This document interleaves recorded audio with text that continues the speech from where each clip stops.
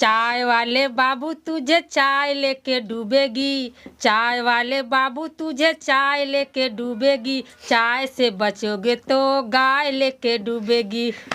वाह। नोटबंदी जीएसटी से इससे बच भी जाओगे तो गरीब जनता की हाय लेके डूबेगी। सब रोग खत्म हो जाई हैं, चल जाई हैं भीतर मोदी, आगुदरी सरंगी लेके गोरखपुर जाई हैं जोगी। जब तक ऐसन सरकार रही है तब तक की जनता परेशान रही है। कर रहे थे तो हम लोग जब गए वहाँ पर तो वो लोग झाड़ी में छिपे हुए तो हम वहाँ पर चोर चोर चिल्लाए तो वो भी लोग चोर चोर चिल्लाए। फिर इसके बाद अच्छा, अधिकारी झाड़ियों में छिप गए आपको देख के? हाँ, अधिकारी सब झाड़ियों में छिप गए कि अच्छा। महिलाएं यहाँ की दिन में नहीं करने दी तो रात में भी हम लोगों के सोचे कर लेंगे। अच्छा। अरे महिलाएं रात भर नींद नहीं आई कि हम लोग जिधर देखो उधर नफरत के ठेकेदार बैठे हैं, जिधर देखो उधर नफरत के ठेकेदार बैठे हैं, हमारी मुल्क में हर सिस्टम और गद्दार बैठे हैं। तरक्की हो वतन की तो बताओ कैसे हो, यहाँ पर चोर ही बन के चौकीदार बैठे हैं। लेकिन आप जैसे कि जानते हैं, मैं जानता हूं जेवर में जो अंतर्राष्ट्रीय हवाई अड्डा बना है सिर्फ 673 एकड़ भूमि का मामला नहीं है। अगर अंतर्राष्ट्रीय हवाई अड्डा बनता है तो कम से कम जो है 3000 और 3500 एकड़ जमीन का जो है एक्वायर किया जाएगा। चाय बेचने वाला पूरा भारत बेच रहा है, इसी काम में हासिल उसे महारत बेच रहा है। रेल बिक गई, तेल बिक गया, बिका हवाई अड्डा, सब कुछ बिकता देख के खुश है अपने जेपी नंदा। जनता महंगाई की मारी करती हाहाकार, कहाँ सोया है चौकीदार। सावा मत भाई लोग। 5 किलो राशन पे इतना गुमान भाई, इतना गुमान। 5 कुंटल साढ़ चर जनता परेशान। योगी बाबा अब कौने मुद्दा पर लड़बा चुनाव योगी बाबा। हमारे जो निरहुआ संसद जी हैं आजमगढ़ जिले के, वो तो कहते हैं कि आजमगढ़ के जिला के लोग जो है मनबड़ हैं, उनको अच्छा। हाँ मनबड़ बनाते हैं हम लोगों को कि उन लोगों को मार दो नहीं तो ऊपर पहुंचा दो ना, उन लोगों को घुटना पंचर कर दो। कि लोग टूट जाते हैं घर बनाने में और तुम तरस नहीं खाते हो बस्तियां जलाने में। आप बस्ती को उजाड़ करके आप कहते हैं कि आप अंतर्राष्ट्रीय हवाई अड्डा बनाएंगे, आप जो है विस्तारीकरण करेंगे, उनमें कौन घूमेगा? क्या इन लोगों की इतनी हैसियत है, इतनी औकात है? एक आम किसान की, एक गरीब मजदूर की इतनी औकात है? हालांकि मोदी जी ने कहा कि हवाई चप्पल पहनने वाला व्यक्ति हवाई जहाज में सफर करे। मेरा सपना ये है, मैं प्रधानमंत्री मोदी जी की कदर करता हूं। मैं पुरजोर तरीके से इस बात को कहता हूं कि नहीं ये सब हो पाया है, संभव नहीं हो पाएगा। हमारी शिक्षा भैया 8 तक ले है। 8 तक पढ़ी हैं? हाँ, 8 तक। और जो भी पंक्तियां हमने सुनी है अब तक वो खुद लिखती हैं आप? हाँ, हम खुद लिखते हैं, खुद गाकर सुनाते हैं। नमस्कार, आप सभी का जनता का राज में बहुत बहुत स्वागत है। इस वक्त हम उत्तर प्रदेश के आजमगढ़ जिले में हैं और आजमगढ़ जिले में एक बहुत बड़ा आंदोलन हो रहा है जो अब देश भर में फैल चुका है। और सबसे बड़ी बात इस आंदोलन की ये है कि इस आंदोलन को महिलाएं लीड कर रही हैं और हमारे साथ पूरे देश भर में वायरल हुई नीलम देवी जी हैं और जिस प्लेटफॉर्म पर वायरल हुई हमारे मित्र इमरान मौजूद हैं, जिनके चैनल भारत टीवी 24 न्यूज़ पर इनका वीडियो बहुत वायरल हुआ। देश भर में लगभग 15 मिलियन लोगों ने इन्हें देखा है। तो सबसे पहले नीलम देवी जी से हम जानते हैं इनकी समस्या के बारे में। इनका आंदोलन लगभग 111 दिनों से खिरियाबाग में चल रहा है और हम नीलम देवी जी के गाँव जमुआ हरिराम में इस वक्त नीलम जी के घर में ही बैठे हैं। तो नीलम जी, बहुत बहुत स्वागत है आपका जनता के राज में। हम चाहेंगे सबसे पहले जो आपकी समस्या है, आंदोलन जो 111 दिनों से चल रहा है, उसके बारे में ऑडियंस अच्छे से जान ले, ताकि जनता, तो देश की जनता जो आपको देख रही है, उसका समर्थन आपको मिले और पूरा आंदोलन केवल आजमगढ़ का आंदोलन न रह जाए, पूरे देश का आंदोलन हो जाए।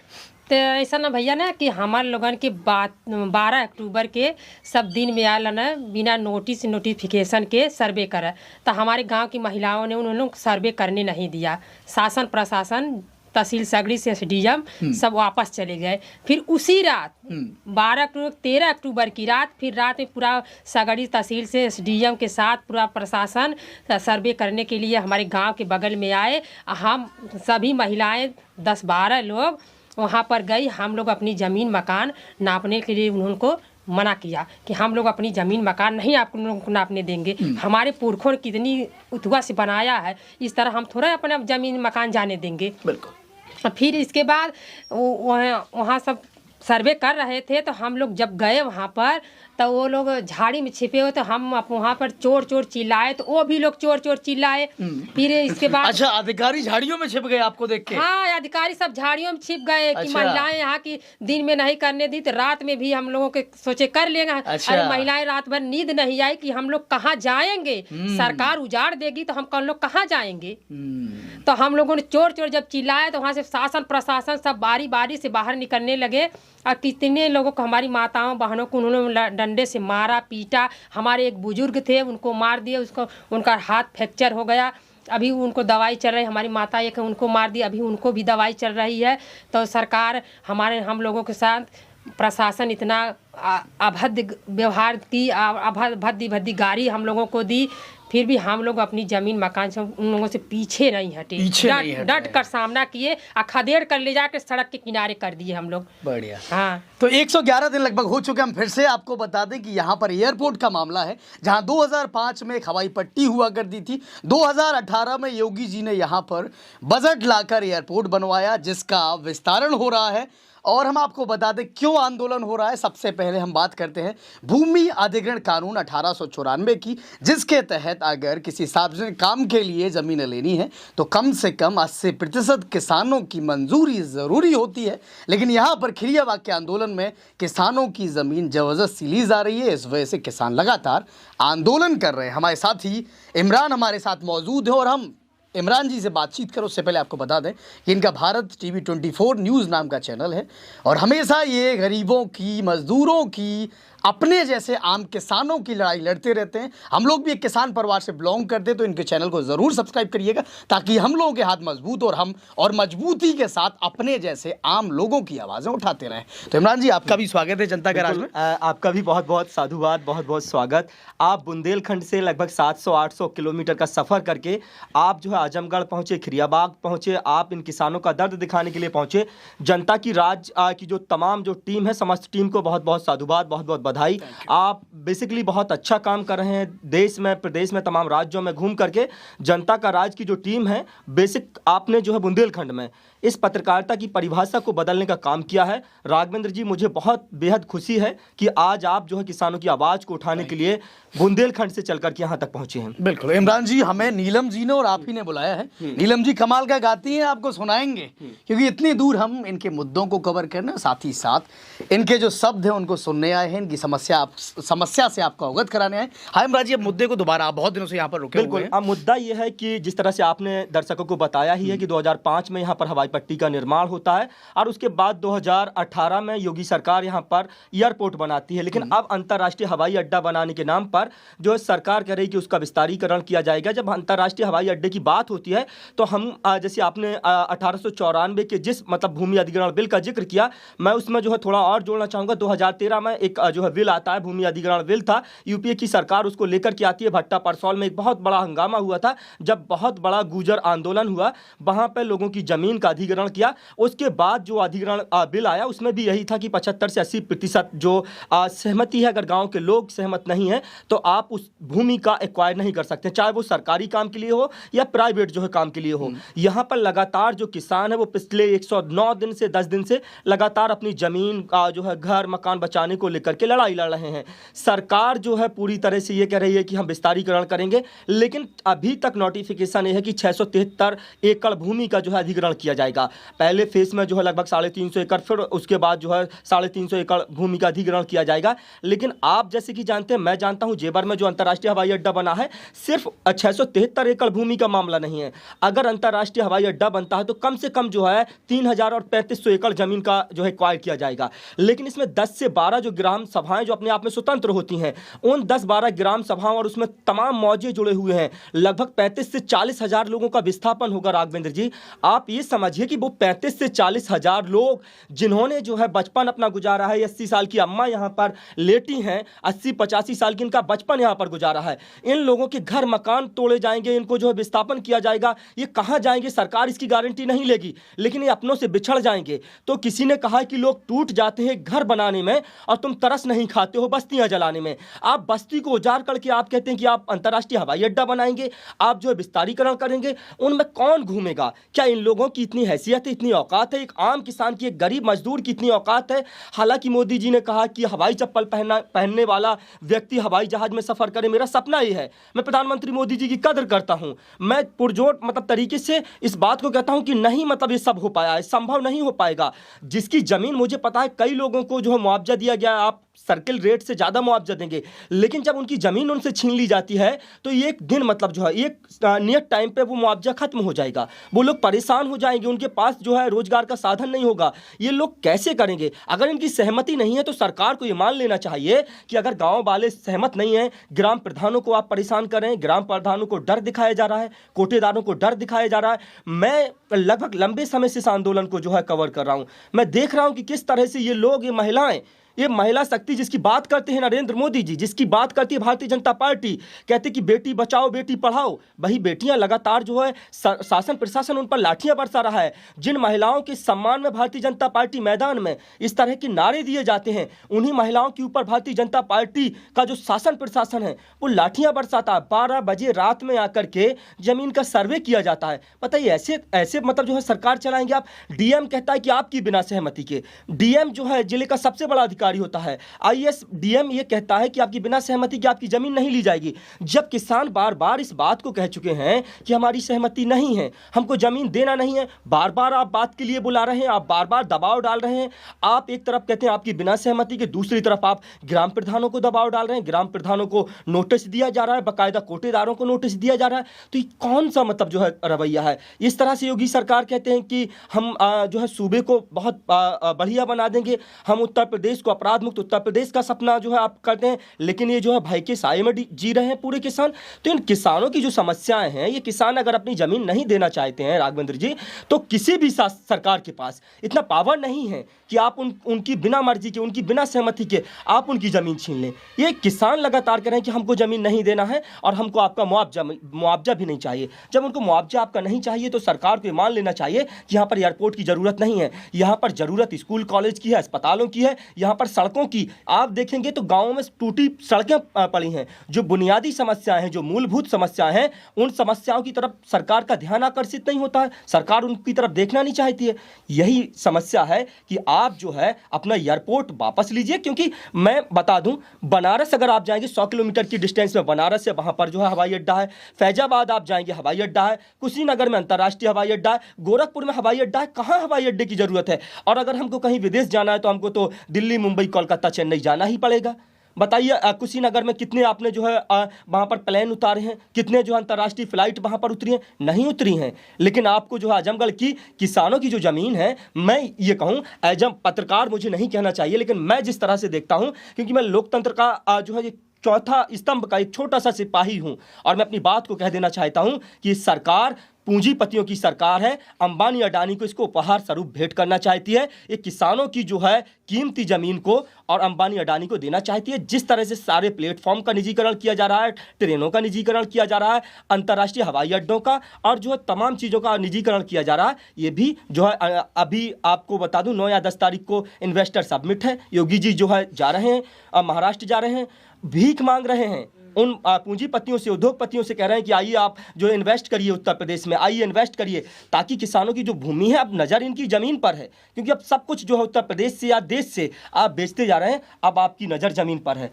और बाकी जो है नीलम जी बताएं। बिल्कुल, तो नीलम जी बात करते हैं सरकारी नुमाइंदे जो हैं, और आपके निरहुआ जी हैं, सांसद हैं यहाँ से, तो कभी उन्होंने आपकी सुध नहीं लिए यहाँ पर आके, लोगों से नहीं मिले आके? हमारे जो निरहुआ सांसद जी हैं आजमगढ़ जिले के, वो तो कहते हैं कि आजमगढ़ की जिला के लोग जो हैं मनबड़ हैं, उनको अच्छा। हाँ मनबड़ बनाते हैं हम लोगों को कि उन लोगों को मार दो, नहीं तो ऊपर पहुंचा दो, ना उन लोगों को घुटना पंचर कर दो। निरहुआ जी तो ये बोलते हैं, बाकी निरहुआ जी देखने कभी नहीं आए कि हमारी खिरिया की बाग में हम लोग 4 महीने से इतनी कड़ाके की ठंड में बैठे हैं। बाकी कोई शासन प्रशासन तो लगा ही है, वो तो भाई मोदी और जोगी का उथुआ है ना। नीलम जी, आप गुनगुनाता बड़े अच्छे तरीके से हैं, गुनगुनाती बहुत अच्छे तरीके से, तो हम चाहेंगे गुनगुनाते हुए अपनी बात कहें आप और जनता को आप जो अपनी समस्या से अवगत कराएं। जैसे आपने कहा निरहुआ जी पहले कुछ कहते थे, अब आजमगढ़ वालों की सुध तक नहीं लेते हैं। पहले कुछ पंक्तियां थी निरहुआ जी की, कहते थे कुछ। हाँ तो निरहुआ जी जब वोट लेवे के रहा ना निरहुआ जी के, तब आजमगढ़ के जनता भगमार रहा। आज जब भाई जीत गई ना तो आजमगढ़ का जनता मनबड़ हो गई। अब बात करते हैं हमारे इमरान जी ने जो कवर किया था और बहुत अच्छी पंक्तियां लिखती भी हमारी जो नीलम देवी जी हैं। नीलम जी, कितनी शिक्षा है आपकी? हमारी शिक्षा भैया 8 तक ले है। 8 तक पढ़ी हैं? हाँ 8 तक। और जो भी पंक्तियां हमने सुनी है अब तक वो खुद लिखती हैं आप? हाँ हम खुद लिखते हैं, खुद गाकर सुनाते हैं। बढ़िया। तो हम चाहेंगे इमरान जी को तो आपने सुना दी, हमें भी आप पंक्तियां सुनाए, वो राशन वाली। जोगी पे जो मैंने गाना गीत गाई थी। बिल्कुल ठीक है। सावा मत भाई लोग। 5 किलो राशन पे इतना गुमान भाई, इतना गुमान। अब 5 कुंटल साढ़ चर जनता परेशान। योगी बाबा अब कौने मुद्दा पर लड़बा चुनाव। योगी बाबा। कमाल है। तो हमारी नीलम जी हैं जो 8 तक पढ़ी हैं और लगातार इस आंदोलन में शरीक हो रही हैं, आंदोलन का नेतृत्व कर रही हैं, और सभी महिलाएं हैं जो आंदोलन का नेतृत्व कर रही हैं और सरकार के सामने मजबूती के साथ खड़ी हुई हैं। नीलम जी, और कुछ पंक्तियां हो जाए और जो लिखी हैं आपने। चाय बेचने वाला पूरा भारत बेच रहा है, इसी काम में हासिल उसे महारथ बेच रहा है। रेल बिक गई, तेल बिक गया, बिका हवाई अड्डा। सब कुछ बिकता देख के खुश है अपने जेपी नंदा।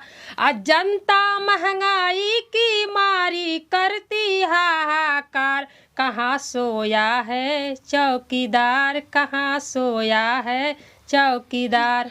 उम्मीद है नीलम जी की जो पंक्तियां हैं शब्द है उनसे चौकीदार जागेगा, और जो किसान हैं, जो यहाँ के निवासी हैं, जो परेशान हैं, उनकी समस्या को सुना जाएगा और किसानों को परेशान नहीं किया जाएगा। और भी कुछ कहना चाहेंगी नीलम जी? सब रोग खत्म हो जई हैं, चल जई हैं भीतर मोदी। आगुदरी सरंगी लेके गोरखपुर जई हैं जोगी। जब तक ऐसन सरकार रही है तब तक की जनता परेशान रही है। बढ़िया।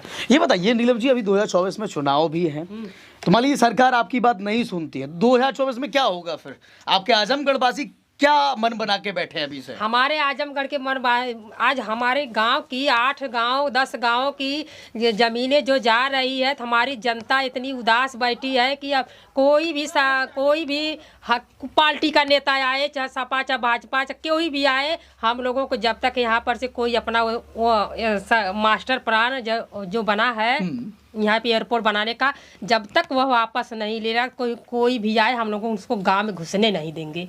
ये बताइए, और कोई पार्टी के लोग रहे हैं जिन्होंने आपको समर्थन दिया हो, आपके आंदोलन को समर्थन दिया हो, आपके साथ खड़े हुए हो? अभी तक तो हमारे पार्टी में कोई नहीं समर्थन देने के लिए। कल आए थे समाजवादी पार्टी के नेता 2, और एक दिन नफीस अहमद आए थे जो विधायक है यहाँ के, उन्होंने हमारी बात को संसद में उठाया था। अच्छा, आपकी बात वो संसद में उठा रहे हैं लगातार। और कितने बजे आंदोलन कब से आप कर रही हैं? और खाना पीना भी बनाना होता होगा, जो आपका परिवार है उसको भी संभालना होता होगा, उसके बाद आप लोग वहाँ पहुँचते होंगे? हाँ भैया, सब लोग सुबह से मानो 12 बजे तक अपना काम धंधा कर लेते हैं, फिर इसके बाद 2 बजे से धरने में जाते हैं, 5 बजे से वहाँ से वापस आते हैं। प्रतिदिन रोज का काम है? हाँ, रोज का काम। आस पास के लगभग 8-10 गाँव जो है, हाँ, प्रतिदिन सब लोग जाते हैं वहाँ पर, हजारों में भीड़ होती है प्रतिदिन। रोज पहुंचते हो? महिलाएं नेतृत्व कर रही हैं, महिलाएं ही अगुवा हैं उस आंदोलन की अपनी? हाँ, महिलाएं ही अगुवा हैं, महिलाएं ही नेतृत्व कर रही हैं।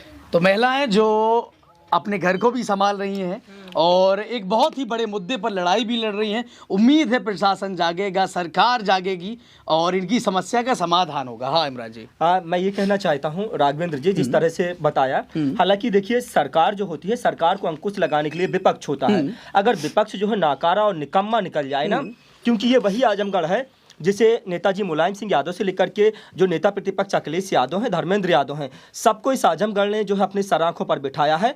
नेताजी मुलायम सिंह यादव हमेशा कहा करते थे कि अगर मैनपुरी दिल है तो आजमगढ़ धड़कन है। 2014 में इसी आजमगढ़ की जनता ने नेताजी मुलायम सिंह यादव को सदन भेजा और जो है वो गए। उसके बाद 2019 में अखिलेश यादव को जिताकर किसी आजमगढ़ की जनता ने भेजा। उसके बाद अभी 2022 में हाल ही में हुए चुनाव में हालांकि कुछ वोटों से धर्मेंद्र यादव चुनाव हार गए, लेकिन फिर भी 5000 से चुनाव हारे, लेकिन धर्मेंद्र यादव को पूरा समर्थन दिया। इसी आजमगढ़ ने जब लगातार जो है समाजवादी पार्टी बहुत बुरा प्रदर्शन कर रही थी, तो आजमगढ़ में 10 विधानसभा की सीटें हैं और 10 की 10 विधानसभा की सीटें आजमगढ़ ने समाजवादी पार्टी की झोली में डालने का काम किया। यहां से खोदे गोपालपुर विधानसभा के अंतर्गत आने वाला पूरा इलाका है, यहां से समाजवादी पार्टी के टिकट पर नफीस अहमद विधायक हैं। हालांकि उन्होंने सदन में मुद्दा उठाया, लेकिन इस आंदोलन में समाजवादी पार्टियों का कितना बड़ा रोल रहा है ये हम सब देख रहे हैं। समाजवादी पार्टी के खुद नेता यहां नहीं जुट पा रहे हैं। जब यहां पर समाजवादी पार्टी के राष्ट्रीय प्रवक्ता मनोज सिंह काका पहुंचे तो मैंने कल उनका इंटरव्यू किया। मैंने इन तमाम मुद्दों पर उनसे बातचीत की, तमाम मुद्दों पर सवाल लिए कि क्या मनोज सिंह काका व्यक्तिगत रूप से इस आंदोलन को समर्थन देने आए हैं या अखिलेश यादव के दिशा निर्देश के बाद जो है इस आंदोलन को समर्थन देने आए हैं। तो उन्होंने कहा नहीं, पार्टी का स्टैंड है और पार्टी जो है किसानों के साथ है। अगर समाजवादी पार्टी या समूचा विपक्ष जिस दिन इन किसानों के साथ आ जाएगा, सत्ता की मैं बिसात नहीं समझता हूं कि सरकार जो है कोई भी फैसला ले लेगी, क्योंकि इस देश में विपक्ष नाम की भी कोई चीज है, लेकिन विपक्ष जो है पूरी तरह से उनको जब वोट लेने का टाइम आएगा, जब उनको चुनाव दिखाई देगा, तब जाकर के इन किसानों के साथ आएंगे, क्योंकि उनको पता है कि आज जो है इनकी सरकार है, कल हमारी सरकार आएगी, आज ये है वो है। तो इन तमाम मतभेदों को भुला करके विपक्ष को इनके साथ आना चाहिए, विपक्ष को इनके साथ खड़ा होना चाहिए, क्योंकि ये वही आजमगढ़ की जनता है जिन्होंने समाजवादी पार्टी को 10 विधायक देने का काम किया है और समाजवादी पार्टी के खाते में 10 सीटें देने का काम किया है। ये समझना चाहिए समाजवादी पार्टी को, ये अखिलेश यादव को समझना चाहिए, ये बहन जी को भी समझना चाहिए, राहुल गांधी को। राहुल गांधी यात्रा कर रहे हैं, भारत जोड़ो यात्रा कर रहे हैं, लेकिन एक कोना ऐसा है जो टूट रहा है। जिस 26 जनवरी को हम गणतंत्र दिवस के रूप में मनाते हैं, 26 जनवरी 1950 को बाबा साहब भीमराव अंबेडकर का बनाया संविधान लागू हुआ। वो संविधान हमें जो है तमाम चीज़ों की आज़ादी देता है। उसी 26 जनवरी को ये किसान जो है, आजमगढ़ के किसान अपनी ज़मीन, अपना घर, अपना मकान, अपनी जो है नस्लें और फसलें बचाने की जो लड़ाई लड़ रहे थे और इनको परेड नहीं निकालने दी जा रही थी। बताइए, एक व्यक्ति जो आज़ाद है और वो 26 जनवरी मनाना चाहता है, वो गणतंत्र दिवस मनाना चाहता है, वो तिरंगा फहराना चाहता है, वो हाथ में तिरंगा लेकर के अगर वो जाना चाहता है, बाबा साहब डॉक्टर भीमराव अंबेडकर की प्रतिमा तक जाना चाहता है, तो ये प्रशासन जो है उसको रोकता है। प्रशासन ये कहता है कि धारा 144 लगाई गई है। बताएं वो डीएम महोदय बताएं, एसडीएम महोदय बताएं, एसपी बताएं कि धारा 144 किन परिस्थितियों में लगाई जाती है। आप गाँव के लोगों को समझते हैं कि मूर्ख हैं गाँव के लोग, आप कुछ भी कह देंगे। सबने कानून पढ़ा है। ये तमाम जो महिलाएं हैं, घर से चौका चूल्हा छोड़ करके ये महिलाएं जो है वहां पर जाकर के लड़ाई लड़ रही हैं, उस आंदोलन की अगुआ हैं, उस आंदोलन का नेतृत्व कर रही हैं। ये समझना चाहिए कि आप कह देंगे कि धारा 144 लागू कर दी गई है। अरे 1973 सीआरपीसी का कानून ये कहता है कि धारा 144 उन परिस्थितियों में, उन असंवेदनशील इलाकों में लगाई जाती है जहां माहौल, तनाव जो है, उन्माद फैलने का खतरा हो। ये तो आंदोलन ही गांधी के बताए रास्ते पर कर रहे हैं। कल देश के राष्ट्रपिता महात्मा गांधी की पुण्यतिथि थी और उस पुण्यतिथि के मौके पर इन्होंने ऐलान किया कि यह आंदोलन जो है अहिंसक तरीके से किया जाएगा। ये आंदोलन में किसी भी तरह की आज तक हिंसा नहीं हुई है, क्योंकि ये आंदोलन जो है पूरी तरह से लंबे समय तक अगर आपको चलाना है तो आंदोलन अहिंसक होना चाहिए। ये शासन और प्रशासन पूरी तरह से बैकफुट पर है। शासन प्रशासन को समझ में आ गया है। डीएम लगातार कह रहे हैं आपकी सहमति। अरे क्या सहमति होता है? किसान सहमत नहीं है तो आप क्या, कोई नहीं ले सकता है जमीन किसानों की। शासन प्रशासन की बिसात क्या है? इस देश में जो है संविधान है और ये देश संविधान से चलता है, और संविधान से बड़ा ना डीएम हो सकता है, ना संविधान से बड़ा प्रधानमंत्री हो सकता है, क्योंकि उसी संविधान की शपथ वो प्रधानमंत्री लेता है, उसी संविधान की शपथ वो आईएएस और पीसीएस अफसर लेते हैं। तो उनको पता है कि इस देश में संविधान है और ये देश संविधान से चलता है, और वही संविधान, वही कानून व्यवस्था, वही न्याय प्रक्रिया ये कहती है कि 80% लोगों की सहमति होनी चाहिए। ग्राम पंचायत अपने आप में स्वतंत्र है, वो ग्राम पंचायत स्वतंत्र है। आप जो है दबाव डाल रहे हैं, आप प्रधानों को दबाव डाल रहे हैं, आप कोटेदारों को दबाव डाल रहे हैं। ये दबाव जो है अब काम नहीं करेगा। नीलम देवी जैसी या फूलमती जैसी या फिर किस्मती देवी जैसी ऐसी ये तमाम महिलाएं हैं जो घर से जो है, क्योंकि जब जब महिलाएं लड़ी हैं, चाहे रानी लक्ष्मीबाई हो, वीरांगना जो है अवंतीबाई लोधी हो, या तमाम और महिलाएं हो, पुतलीबाई हो, झलकारी बाई हो, तमाम महिलाओं ने जब जब जो है लड़ी हैं, इतिहास रच दिया है। कल्पना चावला से लेकर के सुनीता विलियम्स तक ने, साइना नेहवाल से लेकर के सानिया मिर्जा तक तमाम महिलाओं ने जो है अपने अपने क्षेत्र में परचम लहराया है। और अब एक गांव की महिलाएं ये जाग चुकी हैं और ये जो गांव की महिलाएं पूरी तरह से अपनी लड़ाई लड़ रही हैं। बिल्कुल। और नीलम जी की बात ही अलग है। नीलम जी की जो हम सुनते हैं और जानते हैं कि केवल 8 तक पढ़ी हैं और इतने बड़े आंदोलन में सहभागिता कर रही हैं, खुद लिख रही हैं, पढ़ रही हैं और अपने शब्दों से सरकार पर व्यंग छेड़ रही हैं। और कुछ याद आया नीलम जी? याद क्यों नहीं भैया रहेगा कि हमको तो ये अधिकार हमारे बाबा साहब भीमराव अंबेडकर ने दिया था ना कि शिक्षित बनो, संगठित बनो, अपना संघर्ष करो, अधिकार मांगो अपना। तभी तो कहते हैं ना कि सूरज को क्या पता चांद क्या होता है, सूरज को क्या पता चांद क्या होता है, जमी को क्या पता आसमान क्या होता है।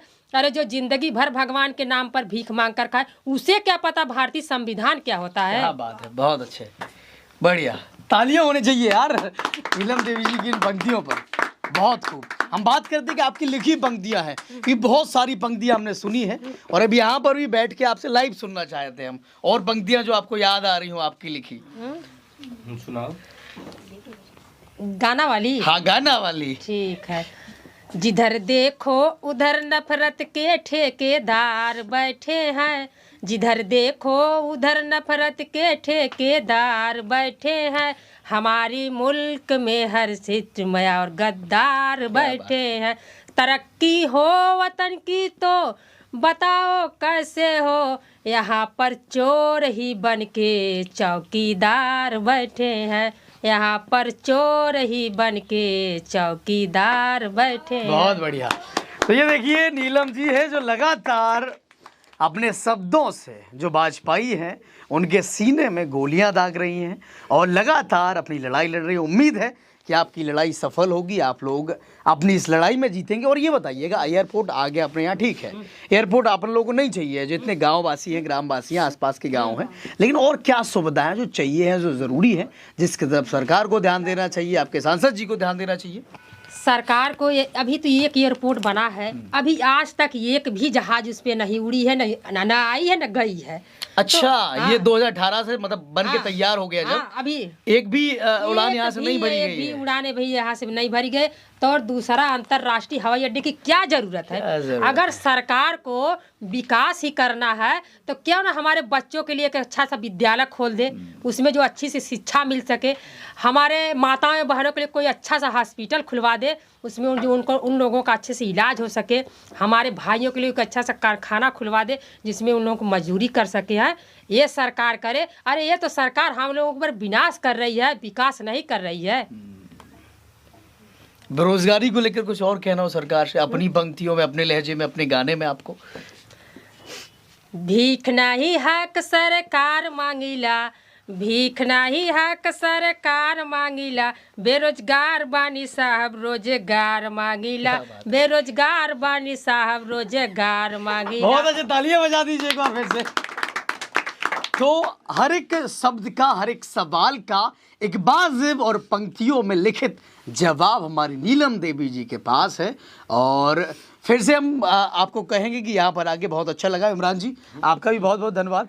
आप अगर हमें इनसे परिचित नहीं करवाते तो हम यहाँ तक आते नहीं। राघवेंद्र भाई, मुझे बेहद खुशी हो रही है, धन्यवाद आपका बनता है, बहुत बहुत साधुवाद, आप यहाँ तक आए, आप बहुत बेहतर काम कर रहे हैं। और आपका जो बोलने का जो लहजा है, जो पत्रकारिता में जो होना चाहिए, आपकी आवाज़ का मैं बहुत बड़ा कायल हूँ। मुझे बहुत अच्छा लगता है जब भी आपको सुनता हूँ तो एक जो ठहराव आपकी आवाज़ में है, एक पत्रकार जो है इसी मायने में अलग होता है, आप औरों से अलग हैं, क्योंकि आपकी आवाज़ में जो ठहराव है, मैं देखता हूं कि रवीश कुमार को मैं अक्सर सुनता हूं, उनकी आवाज़ में भी वही ठहराव है जो मैं आपकी आवाज़ में जो है देखता हूं। मुझे बड़ा अच्छा लगता है कि बुंदेलखंड की एक ऐसी जो है जहां हमारे पास तमाम तरह की समस्याएं हैं, हम सूखे से लड़ रहे हैं, हम बारिश से लड़ रहे हैं, हम जो है ओलावृष्टि से लड़ रहे हैं, हम तमाम समस्याओं से लड़ते हुए, और एक ऐसा कोहिनूर हीरा जो बुंदेलखंड की जो है बंजर ज़मीन में राघवेंद्र राजपूत और जनता की राज जो टीम है वो बहुत बेहतर काम कर रही है। मुझे बड़ा अच्छा लगता है है कि आप जन सरोकार से जुड़े मुद्दों को उठाते हैं, जो वाजिब जो मुद्दे हैं, जो बुनियादी समस्याएं हैं, चाहे वो अस्पताल का मुद्दा हो, चाहे वो सड़कों का मुद्दा हो, बिजली का मुद्दा हो, पानी का मुद्दा हो, आपकी तमाम जो है समस्याओं को, और मैं तमाम ऑडियंस से जो मुझे सुन रही है, मैं एक पत्रकार होने के नाते और मैं राघवेंद्र भाई का भाई होने के नाते आप लोगों से यही कहूंगा कि आप जनता की राज टीम को बहुत बहुत जो है आशीर्वाद दीजिए और इनको बढ़ाने में बहुत मदद करिए, क्योंकि ऐसे पत्रकार जो है हमारे बीच में बहुत जरूरी है, जो हमारे मुद्दों को। थैंक यू इमरान जी। हम फिर से आपसे अपील करेंगे कि आप भी भारत टीवी 24 न्यूज जो है उसको सब्सक्राइब कर लीजिएगा। और नीलम जी की वार्ता जो है, अगर हमारी जो वार्ता यहाँ नीलम जी से हुई है कैसी लगी कमेंट करके जरूर बताइएगा। और ये तब हम मानेंगे कि आपको ये वार्ता अच्छी लगी है जब आप अपना समर्थन देंगे और इनके इस मुद्दे को और व्यापक बनाएंगे और लगातार इनके मुद्दे पर अपनी नजर भी बनाए रखेंगे, अपना सहयोग भी देते रहेंगे, ताकि कल के दिन जब ये जश्न मनाए, जीते इस लड़ाई में, तो हम भी इनके जश्न में शरीक हो सके और हम भी एक पटाखा आकर यहाँ पर फोड़ सके। नीलम जी, और कुछ कहना है आपको सरकार को, अपने सांसद जी को आखिर में? हाँ सुनिए। हाँ। चाय वाले बाबू तुझे चाय लेके डूबेगी, चाय वाले बाबू तुझे चाय लेके डूबेगी, चाय से बचोगे तो गाय लेके डूबेगी। वाह। नोटबंदी जीएसटी से इससे बच भी जाओगे तो गरीब जनता की हाय लेके डूबेगी। क्या बात है। तो वाजिब जो वास्तव में मुद्दे हैं उन पर टिप्पणी करी है नीलम देवी जी ने, और हमें यहाँ पर आजमगढ़ में आके बहुत अच्छा लगा। और साथ ही साथ ये बहुत बड़ा आंदोलन है, बहुत बड़ा मुद्दा है जिसको सुलझना चाहिए। जो यहाँ के जिम्मेदार हैं उन्हें कान खोलकर सुनना चाहिए कि अगर ये जनता की आज नहीं सुनेंगे तो कल जनता इनकी नहीं सुनेगी और अपने गाँव से इनको बेरंग लौटा देगी। तो मोदी जी कहते थे ना, जब उनका सरकार उनकी नहीं बनी थी तो ये जनता को इतने वादे किए थे, बाकी वो खाली लंबा लंबा फेंकते हैं, बाकी कुछ करते नहीं हैं। तो क्या कह रहे उन्हीं के ऊपर मैं 2 लाइन का गीत सुना देती हूँ आपको। कहते हैं, तुम वोट मुझे दे दो, तुम वोट मुझे दे दो, काला धन लाऊंगा, जो पीएम बना तो मैं अच्छे दिन लाऊंगा। तू झूठ बोलता है, तू झूठ बोलता है, मोदी झूठ बोलता है, जोगी झूठ बोलता है। बढ़िया। तो बहुत बहुत धन्यवाद नीलम जी, और आपका भी बहुत बहुत धन्यवाद इमरान जी, और हमारी ऑडियंस का भी बहुत बहुत धन्यवाद।